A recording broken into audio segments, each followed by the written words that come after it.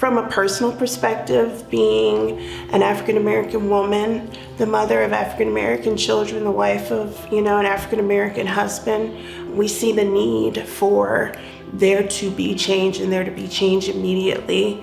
I'll never forget when I had my first event, I asked my great uncle, who I'm very close to come, and he told me no, and I was so devastated.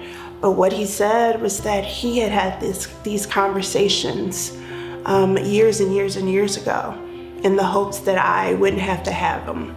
And so right now, my mission is to have these conversations so that hopefully my children and my grandchildren won't have to have them. We need to listen to each other's stories. We need to be able to connect across our differences, to celebrate our differences, and to learn to listen to one another, to learn from one another, and to love one another.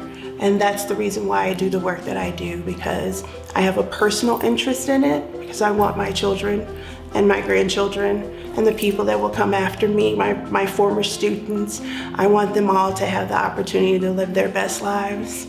But then on top of that, when I'm working with Delaney and Katie, it reinforces the fact that I'm not the only one getting something from this. The relationship that the three of us have and how we're able to work together, I just wouldn't trade that for the world. And I just think about the fact that if my uncle hadn't had the conversations he had, I wouldn't have had the opportunity to work with Katie and to work with Delaney, because we would have still been separated across so many, across time and space. And so I'm working to make sure that my children and Katie's children and Delaney's children are able to make those connections and have the joy, the pleasure, the fun, and the love that we have for one another doing this work.